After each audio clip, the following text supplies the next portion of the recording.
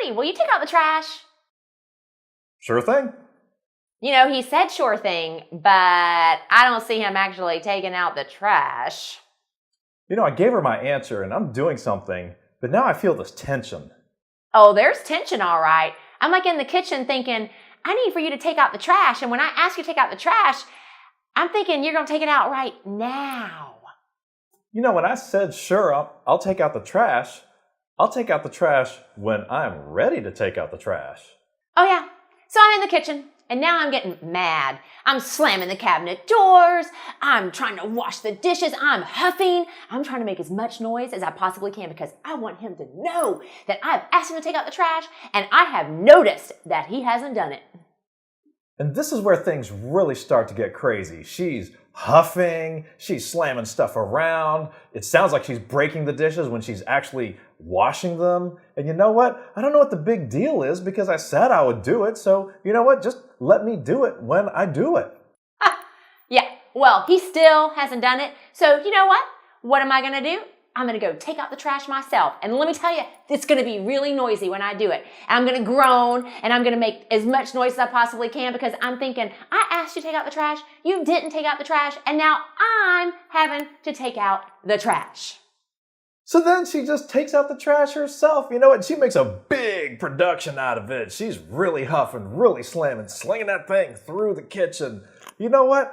Why even bother asking me? You know, the last time you asked and I said I would do it, you went out and did it anyway. This is just another opportunity for me to lose respect in your eyes. Don't even bother asking because we already know how this is going to go down. Welcome back to this week's Marriage Matters Monday. Last week, we gave you a real-life example that happened in our home where I served oatmeal for dinner. And we talked about feeling unloved and disrespected. And this week, we're going to talk about decoding more of what is being said or not said. So if you're a lady watching this video, when you ask the question, honey, will you take out the trash? What's there in the parenthetical is now. And if you're the husband watching this video, when your wife asks you, honey, will you take out the trash? And you say, sure, what's unspoken in the parenthetical is, when I get around to it. And so neither of us are hearing the parenthetical. We have not given the true measure of exactly what we're expecting. And you know what? Unmet expectations is what leads to disappointment in our relationships.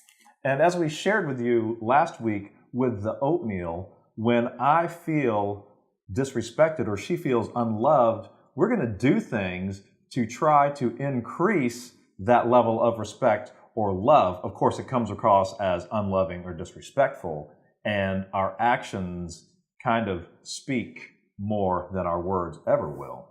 And so, of course, the challenge is when we're disappointed, when we're frustrated because we haven't clearly communicated what's in the parentheses when we're going back and forth with our spouse, is that then, especially for women, what we'll do is we'll just do it anyway. And we'll express our frustrations in ways that are very disrespectful to our husband. And what we want to encourage you is it doesn't have to be that way. No, it doesn't. And speaking on behalf of husbands, many times before when Elizabeth and I would face these situations, I would enter into something called passive irresponsibility. Because Elizabeth would ask me to do something, and I would say, sure, I would agree to it. And there have been many times where I've been taking the trash out, running out to the garbage truck first thing in the morning. Now, of course, I said I was going to get it done, and I got it done. Not my best moments, but allow me the opportunity to get it done.